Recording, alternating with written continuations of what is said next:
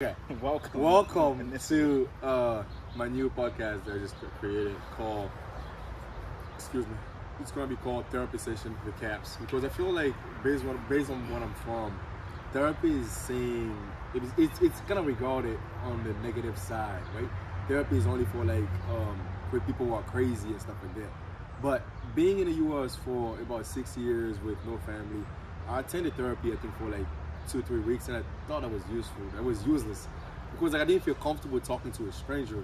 But over the past 6 years, I've been able to talk to friends, sit down, and they really helped me go through like a lot of craziness. Just sitting with my friend, talking about random stuff, what I'm going through, them sharing the experiences. That really helped me go through everything that I've been through for the past 6 years.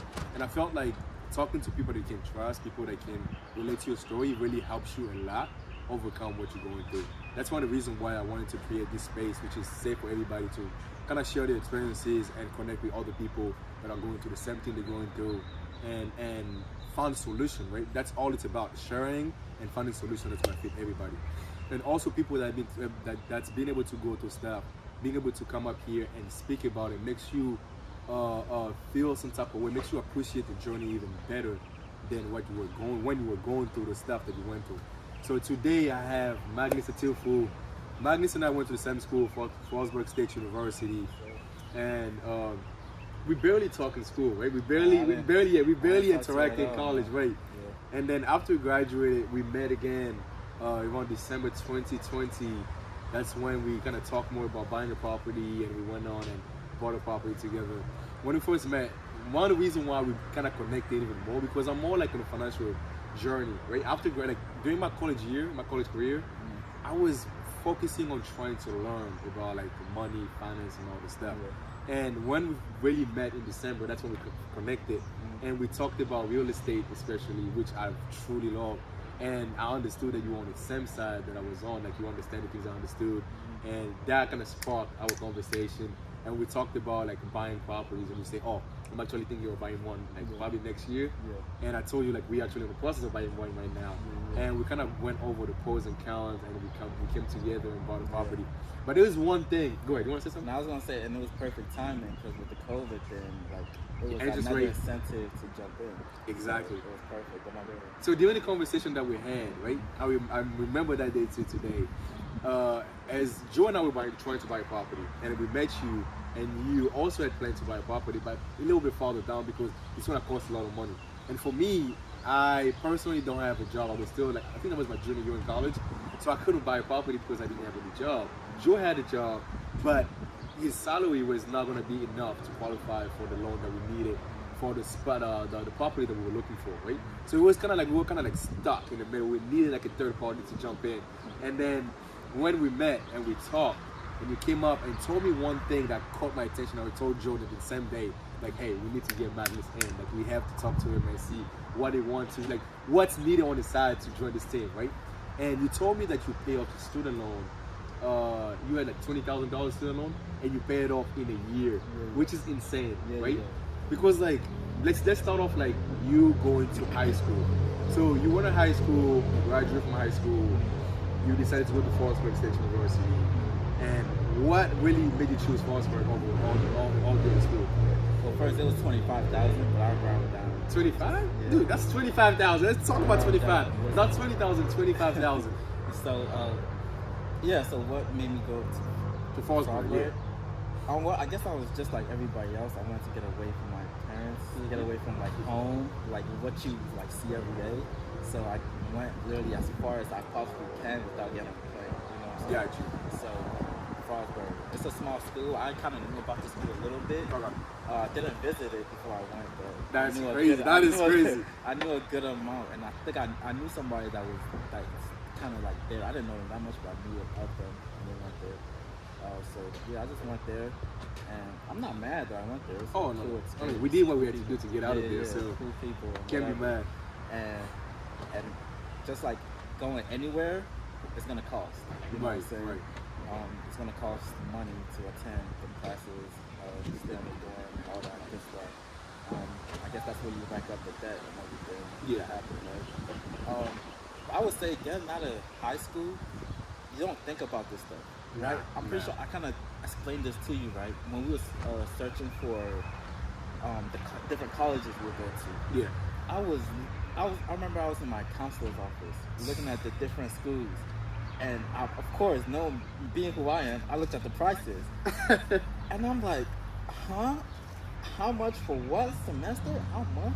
Yeah, it's sick. And I be looking at everybody. I'm like, are y'all not seeing these prices? Like, y'all able to pay $10,000 a semester like that? That is crazy. I'm like, bro, and everybody just got $10,000 a blow. But I realized, when you get out of high school,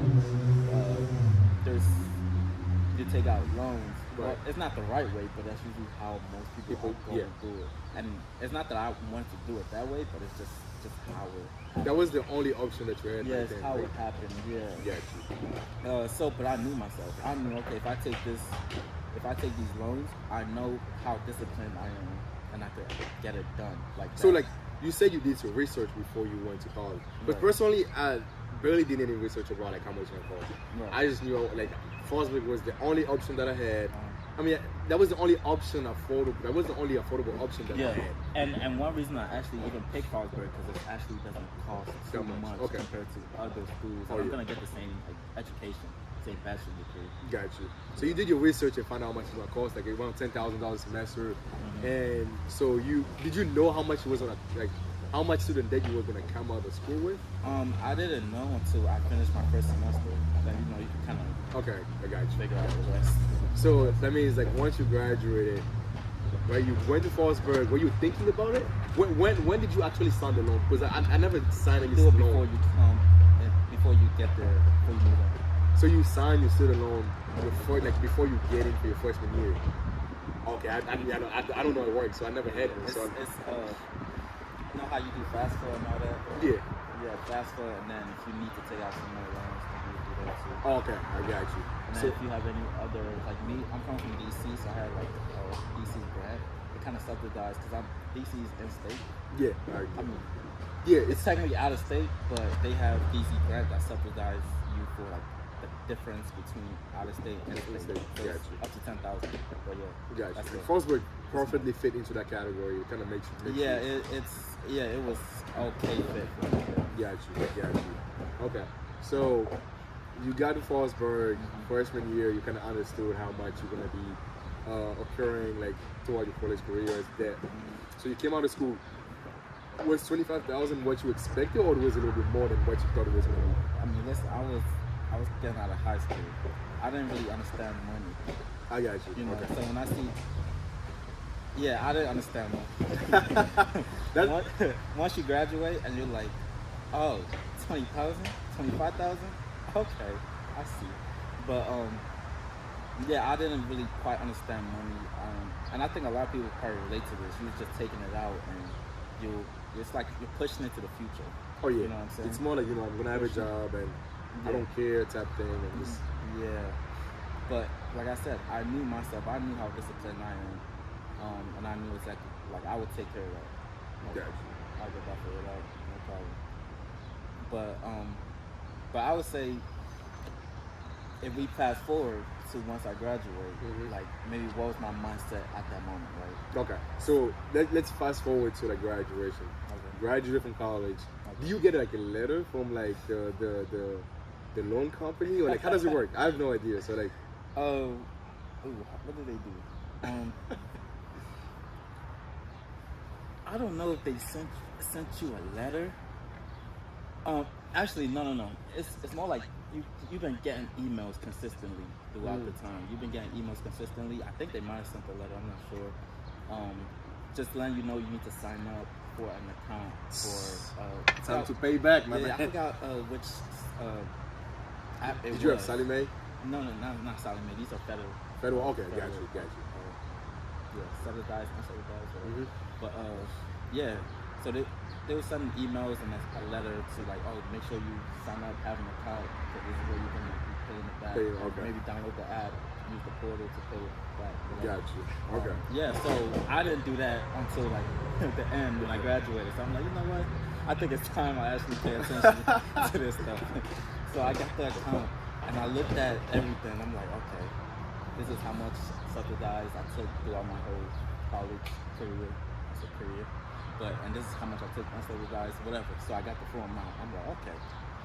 At that time, I was interning.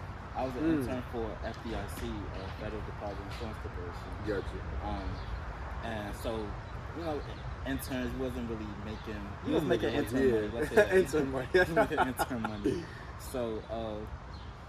So, but here's the great thing, and I suggest this for everybody that just graduated. Please live at home. Please live at home with your. There's no shame in that. But as soon as you graduate, please live at home to save up some money, because it costs to move. It costs to do anything around here. But I would definitely say. But for me, I lived at home, so I knew my costs were pretty low. You know what I'm saying? I really had to just. My cost was probably against the work and any other little food, costs. maybe. Yeah, that was really it. So know how I am, and I'm not a high maintenance person. I'm very what's the word, minimal in a way. So I knew as soon as I get my check, I literally put 75%. See, so you were paying off your student loan with 75% of your paycheck. Of my paycheck. Every paycheck or every month? Every pay. As soon as I get the paycheck, I split it, send 75% to the loan. So you were like, after graduating from college, you were living off what? I was living 15% of your income, basically. 25%. I was living off. You could say I was living off 15%, but I had 25% of the money. You know, so, like if I got $1,000, I kept 250. So 750 went to. Okay, I see. Yeah, I see. but I didn't. Yeah. So that's how I. Yeah, it's 25%. Damn, my math is messed up. Man. That's crazy. I missed that one up. As an accountant, I feel so bad. So yeah. So you were living off 25% of your income. Yeah. Maybe that's what I'm drinking. Like you were living off 25% of your income and paying off 75 to your lender. Loan people, That is sick. To the people. That's dedication, right? That's what most people don't understand, right? It's like you come out of school.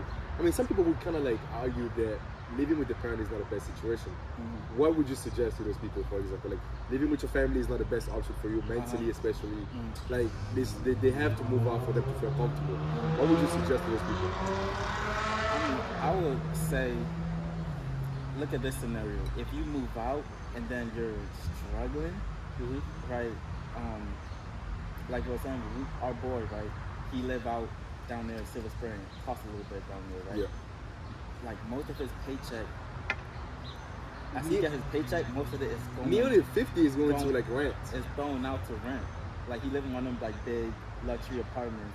Them made over 2,000. And that wasn't an apartment; it was a studio.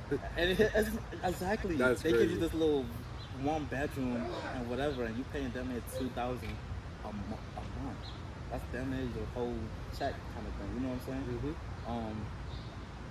So I would say, like, think of that reality.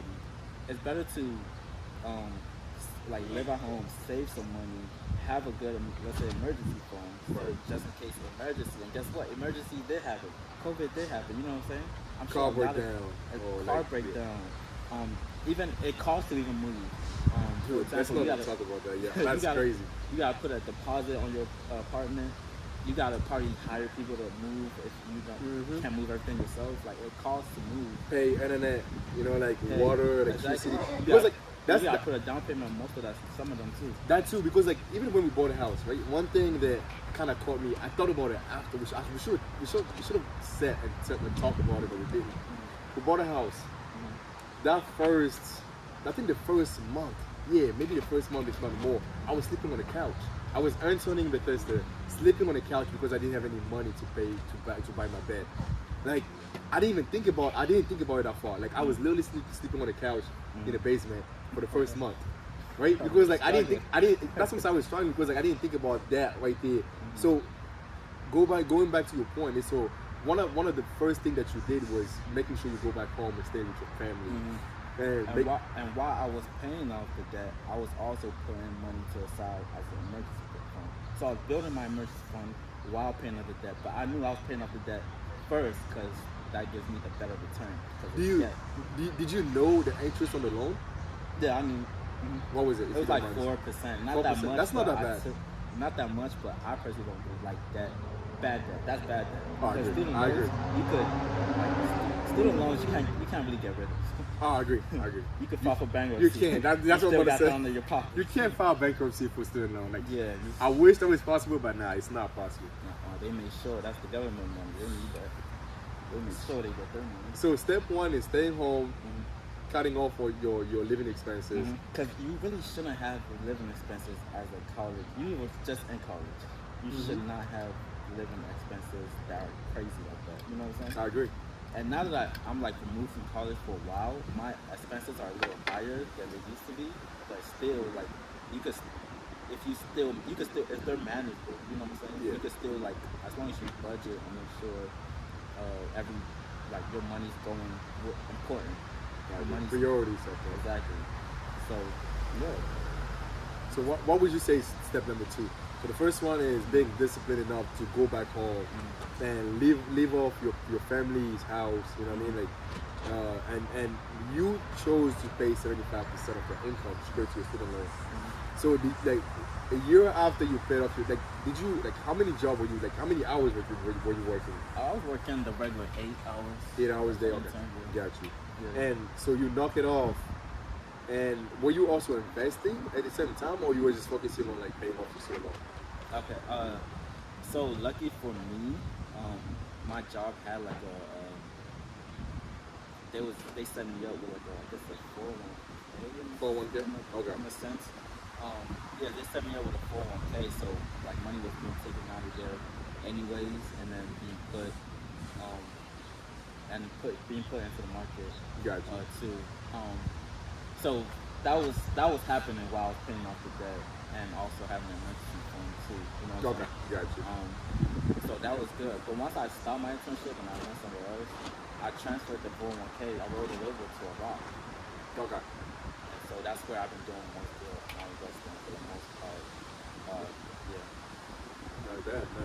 What would you say is like the next step, the second step after like staying home and like being disciplined enough to go back home and stay with your family? What would you say was the second step that kept you focused during those moments? Because it's like it does require a lot. Like, what would you say was the second step that you took personally to stay motivated to keep paying off this debt? Because I know it's always hard being at home, seeing your friend, just start making money, flashing off money, doing craziness, but you can't really do that. Yeah. You have to focus on your goal, which is paying off the student loan, which you chose to. Yeah. Like, what really kept you focused toward those moments? I don't know if everybody could say this, but I think it was just me. Like I was motivated to get my debt out there. Gotcha. Like I was motivated. I wanted to pay it within the year. You know what I'm saying? Finish that within. I probably could have done it sooner, but I didn't want to stress myself too much. But I wanted to get it done within the year. So that was my motivation. I'm like, you know what? I need to clear this because once I clear it, like then it's like, like a snowball going down the hill. Yeah. Then I could really start building something, towards something. Because trust me, if I had the debt, I probably would not even put money to buy a house. Like, you know what I'm saying? I would not have put it in a property because I'm like, I got this debt going on. You know what I'm saying? They gonna charge. They asking for money every month. And the interest will eat you alive. The longer you wait, the more you pay interest. Yeah, so it's better off to pay it off. 4% is what they have, but you never know. I have trust issues. I don't trust the government. You know what I'm saying? They might. You see how they raise the interest rates and all that stuff. They might be like, hey, these student loans. You know what? It's not a lock rate. I think it is, but you never know. I don't think anybody even read those loans paper. Like nobody does. If you do, shout out to you. If you do read those fine print, whatever they be having on those loans, shout out to you. Because I know 99.999% of people don't even read. They just sign this thing. I think it is locked, but I'm not too sure. You never know. They might even put a little fine print like, oh, it's we locked, can change it whenever we want to. Yeah, nah. So you never know. That's crazy. So, yeah, and with interest rates going up, you never know. They might be like, you know what? We need some extra money. These student loan interest rates. Oh yeah, run them up. Got you. Yeah. What would you say to anybody going through that phase that you went through? Like graduate from college, graduation is over, party, having fun, and now damn, like I have to pay salary. I have to pay Freddie Mac. Is Freddie Mac? Maybe not Freddie Mac. I'm sorry. Maybe not Freddie Mac. Like all those like you can get it for any bank, like maybe Federal or whatever. Damn, I gotta pay the lender. I gotta pay them back. Like, what would you're thinking about Fannie Mae and Freddie Yeah. That's something that they do real estate. That's real estate. They do real estate. Yeah, loans. Yeah. So like, what would you tell those people like they just graduated, they have like had a big party, had fun, and now it's like, oh, I gotta pay my student loan. What would you tell them? Lock in. That first year that you just got out, lock in. That should be your lock in like year. To like, it will help you kind of like fast forward to life after college. You know what I'm saying? So take that year to lock in. You might have to make the sacrifices, whatever those sacrifices are. Whether that's living at home, maybe that's not going out as much as you might want to. Maybe that's not traveling as much as you want to. But I would say take that year to lock in, stay on your grind, stay on your purpose, figure out where you even want to go. Because some of us got degrees, we're like, what am I going to do with these degrees? So you might like music, you know, it's kind of like, okay, how are you gonna pay off your $40,000 in debt with the music degree? You know, it's and they went to the best colleges, so you know, colleges. When Penn State to study music, I'm like, I mean, I don't think Lil Yachty got a college degree. Yep. You know what I'm saying? Like, he made it. He's doing pretty well so far from what I see. Yeah. And that's crazy. Yeah, so I would definitely say take that first year, lock in. The second year, then you could get out a little more. Maybe take a trip. I always tell you this. I use trips to reward myself. Like, you know what I'm saying? Like, and you see that, like, let's say for a certain period of time, I lock in. Like, there was a time I had 2 jobs. You know what I'm saying? Yeah, once I finished that, once I stopped doing that, what did I do? I took a cruise, right? Or I took a trip to Costa Rica. You know what I'm saying? Just like, sometimes you gotta work and then reward yourself. Oh, you have to. You work hard and play hard.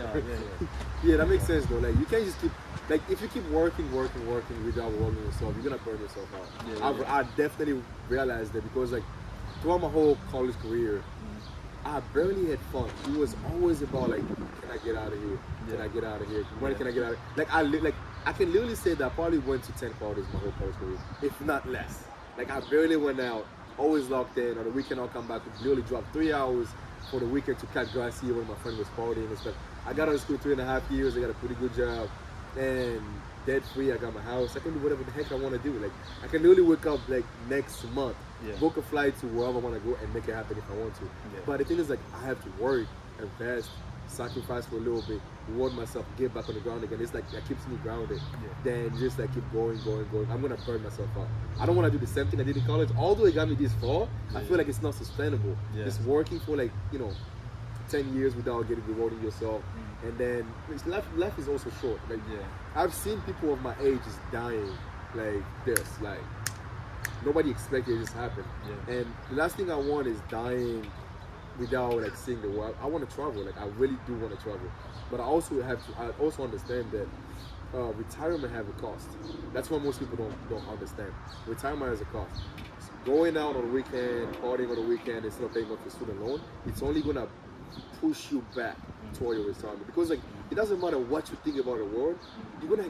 I mean, if you stay, if God lets you live longer, you're gonna hit 60, and you have to have some money saved up or invested. If not, you're gonna be working because nobody's gonna hand you some money for you to go at the beach with your grandchildren. It's not gonna happen. You have to sacrifice. It's either party, because like I always tell people this.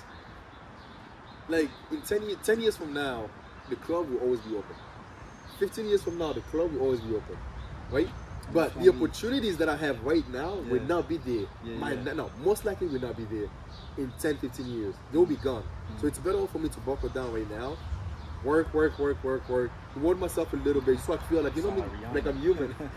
work. Right, and it's like, and after that I can go back and party in 10, 15 years. Well, I already saved the compound interest. Me starting to invest right now, and somebody that's partying right now, when they get to the 30, they start investing. I'm way far ahead of them because why? Compound interest, and most people don't understand that. Compound interest does affect the way we retire. And so now I think we're probably getting out of time. Do you have anything you want to say to people regarding like paying off your debt early? Like, let's just say like somebody else is going through the same thing. And there's the thing, I know there's people with crazier loans. Dude, I heard this couple that have $1 million to the loan. they probably lawyers or doctor, but like $1 million to the loan. Can you imagine? Yeah, and the interest on the million. Dude, don't take too long, homie. That right there is like, do I really want to have kids? Type thing. It's like, oh God, think about it. It's not easy. So what would you tell those people? Like you said, like let's not go that far. Somebody that have like 25,000 like you did, they graduated or they're about to graduate, right? Or they're gonna graduate pretty soon. What would you tell them? Like what would be your message if you can go back to your younger self? You senior year in college, you about to graduate. You have 25,000 hitting your pocket coming up. What would you tell yourself if you can go back? I would say just relax. I would say first relax, right? Don't stress. Yeah, don't stress. It's in the grand scheme of things, it's not a lot. You know what I'm saying? Relax. I would say take one step at a time, right? Do what you can for now. Definitely don't live above your means. But every step you take should be smart stuff from here on out, because you kind of did put yourself in this predicament, you know what I'm saying? So now you gotta fix it for yourself, you know what I'm saying? So I would definitely say relax. It's not that big of a deal, but definitely make sure you're prepared and you plan to, correct it, pay it, and exactly manage. You're able to manage it, you know what I'm saying? What will help is you have a bigger goal than just paying it. Because paying it is just a step to get to something, you know what I'm saying? Gotcha. It will help if you have a bigger goal, a bigger overarching goal that you're working towards. So you know what you're the path you're going. So you could get that out the way, no problem. But definitely have a budget for yourself and make sure every step you take is a planned step to help you be in a better position than you were yesterday. Makes sense. Makes sense. Definitely. So today was the first episode of the podcast with Mr. Magnus Atufu. What's your middle name? Nah, I'm just messing with you. So I was with Magnus Atufu today, and I'm going to try to get more people involved into this podcast. At least every 2 weeks, every 3 weeks, have people coming over and talking about anything: real estate, relationship, business. Growing adult life, because I know it's very difficult as you become an adult. You have more responsibilities, so we're just gonna be sharing the mental health and more to come. So stay tuned. Make sure you subscribe to the channel. Let's build this audience together. I'm trying to be consistent. It's been very difficult to be consistent with work and all the stuff, but I'm going to try to be consistent. So I appreciate y'all tuning in, taking your time. So I will catch everybody on the next one. And also, if you can follow Magnus on IG. What's your IG, bro? _IMMag. I think it's official? Is he official? So _IMMag. IMMag. Yeah. So I'm also gonna have a channel, so stay tuned for that. What's the name of the channel? I don't know yet. Okay. I'm gonna tag Magnus on some post on my Instagram. You can follow me on Instagram. I'm gonna tag him on the post I'm gonna be making there. So and then you can follow him because he's gonna start his own channel as well. So let's build this community, and I hope everybody take care. So thank you. Woo! Man, let's get this money, man.